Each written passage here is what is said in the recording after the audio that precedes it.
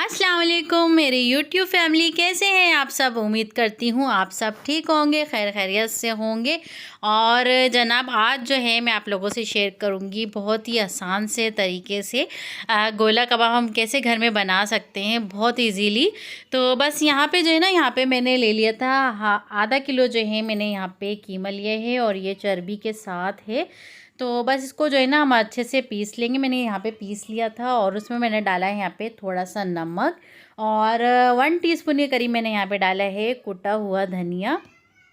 कुटे हुआ धनिया के जो है ना इसमें फ्लेवर बहुत मज़े का आता है।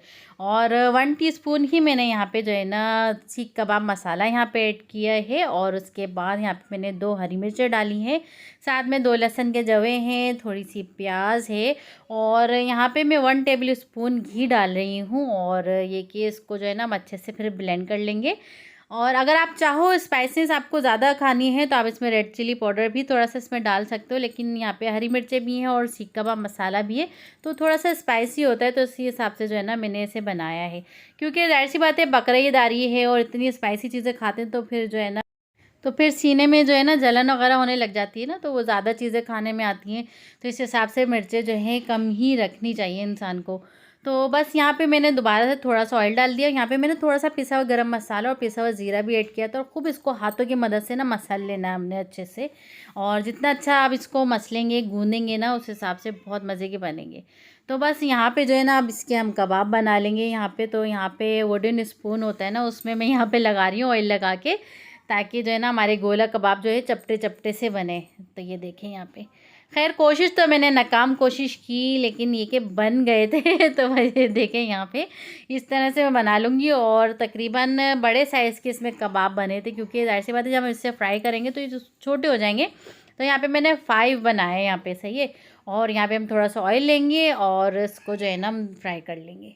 अच्छा, यहाँ पे मैंने ना इसे तकरीबन 5 मिनट के लिए फ्रीज़र में रख दिया था, ताकि जो है ना बिल्कुल सेट हो जाए। तो आप लोग भी जब बनाए ना तो उसको फ्रीज़र में रख देगा ताकि ये सेट हो जाए, क्योंकि इसमें जो चिकनाई है वो जम जाएगी ना, तो फिर ये एक जैसे ही रहेंगे।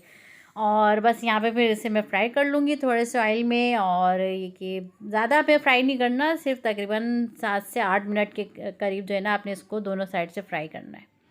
तो ये कीमा है और बहुत अच्छे से पिस गया है, तो बहुत जल्दी जो है ना ये गल जाएंगे। तो बस ये देखिए यहाँ पे हम इसको अच्छे से बना लेंगे और उसके बाद हम इसमें दे देंगे कोयले की धुनी। तो बस ये कि ईद है और जाहिर सी बात है हर कोई सोच रहा होता है कि अब ईद पे ये बनाएंगे वो बनाएंगे। और बहुत आसान मेथड से जो है ना चीज़ें लोग देखते हैं कि बहुत चीज़ अच्छी भी हो और जल्दी भी बन जाए। तो इसलिए मेरी कोशिश यही होती है कि मैं ऐसी चीज़ लेकर आऊँ कि और जल्दी भी बन जाए और आसान भी और खाने में बहुत लाजवाब हो। तो बस यहाँ देखिए कोयले की धुनी दे दी थी और यहाँ पे एक मैंने प्लेटर सजा दी थी और साथ में मैंने बनाए थे राइस। तो उसमें जो है ना मैंने यहाँ पे भी 2 कबाब रख के तो इसे भी सजा दिया था। अब आप जैसे चाहें आप इसको सर्व कर सकते हैं, कबाब के साथ, गोला कबाब ओ पुलाव के साथ, या जैसे भी आप चाहें आप इसको सर्व कर सकते हैं।